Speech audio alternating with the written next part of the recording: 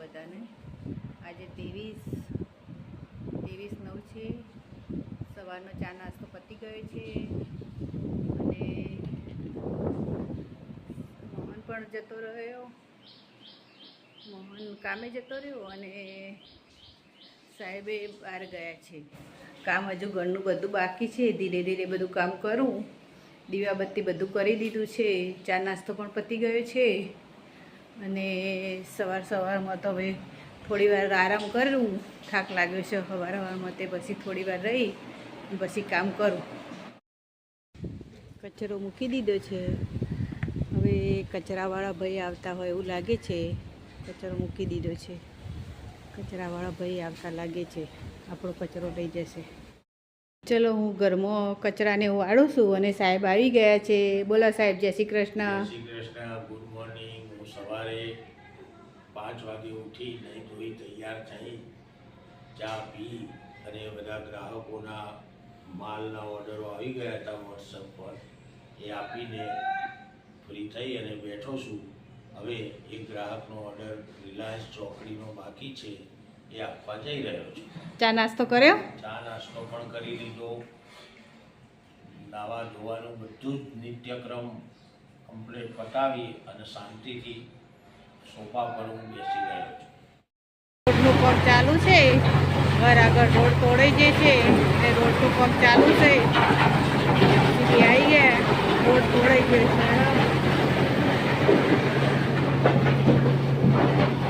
કામ ચાલુ છે. ઘર આગળ રોડ બને છે.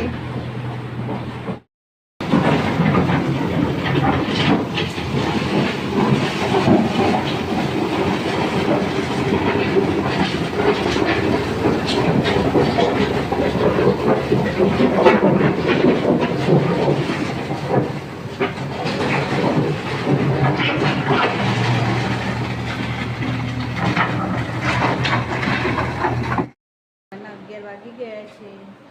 બધું કામ પતી ગયું છે. ખાલી રસોઈ એટલી બાકી છે. તે રસોઈ પોતા કરીને પછી રસોઈ કરું.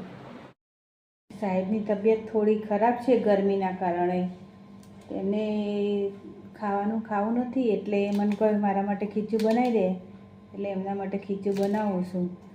એટલે થોડું મોઢું સારું થાય તો વળી કદાચ એમને તબિયત સારી થઈ જાય.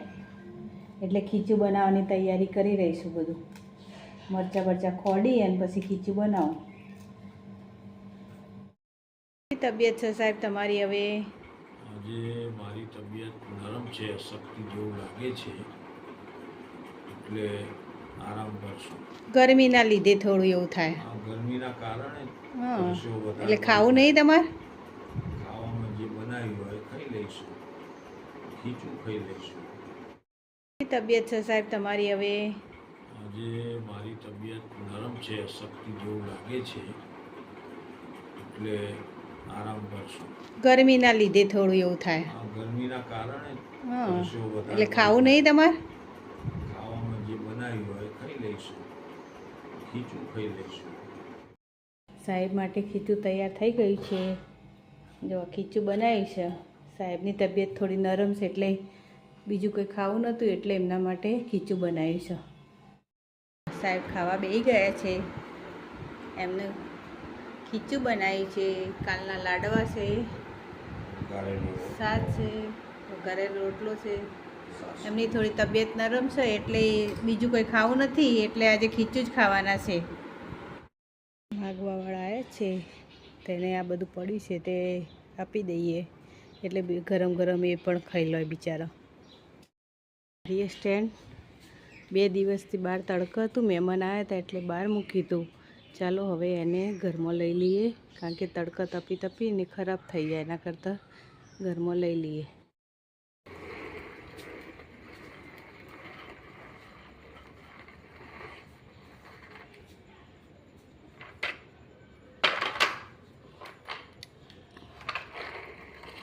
ઘરમાં મૂકી દઈએ ને એટલે તપે નહીં, નકર પછી તૂટી જાય તપી.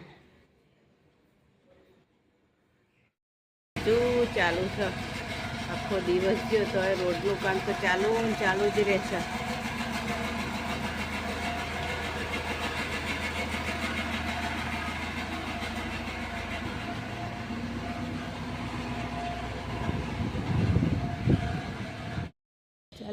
ઇસ્ત્રીવાળા કપડાં લેવા જઈએ છીએ. ઇસ્ત્રીવાળાને તો કપડાં લઈ અને પછી થોડી વાર બગીચામાં બેસીશું અને પછી આવીશું. એટલે ઇસ્ત્રીવાળા તો એટલી ઘડી કપડાં ઇસ્ત્રી કરી દેશે. થોડી વાર આપણે બગીચામાં બેસીશું એટલે ઇસ્ત્રી કરી દેશે. ચલો, ઇસ્ત્રીવાળો અમે જ નજીક જ છે. સોસાયટીની બહાર નીકળીએ એટલે તરત ઇસ્ત્રીવાળો મળી જાય છે અને એની બાજુમાં જ બગીચો છે. એટલે ઇસ્ત્રીવાળા કપડાં આપીએ અને આપણે થોડી વાર બગીચામાં બેસીશું. ત્યાં આગળ આપણા કપડાં ઇસ્ત્રી થઈ જશે. પછી કપડાં લઈ અને પાછા આવી જઈશું. અને આ બાજુ રોડ છે. ચાલો, આપણે ઇસ્ત્રીવાળા કપડાં આપી દીધા છે અને હવે આપણે બગીચામાં જઈએ. થોડી વાર બેસીશું બગીચામાં અને પછી એટલી ઘડી આપણા કપડાં ઇસ્ત્રી થઈ જશે. સોસાયટીનો બગીચો છે, બાજુમાં જ રોડ છે.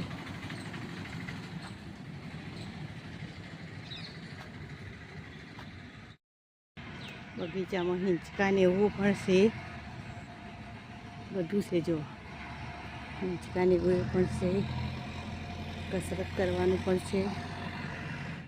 એક ઝાડ છે, આના નીચે હિંચકા ને એવું છે. કેટલો સરસ બગીચો છે.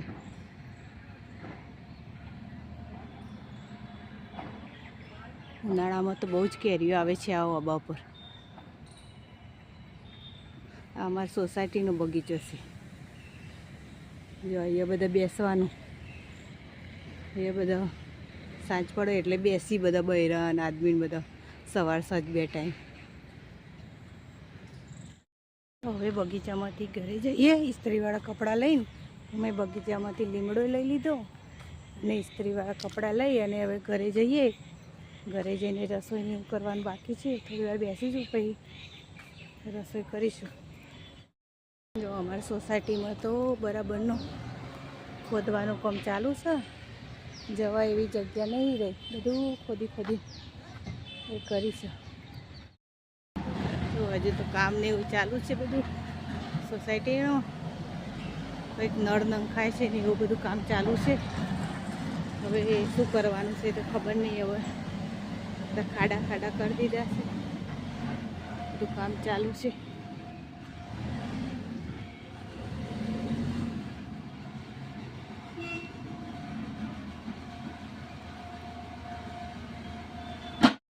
હવે આપણે ઘરે આવી ગયા છીએ. ઘર બર ખોલીએ.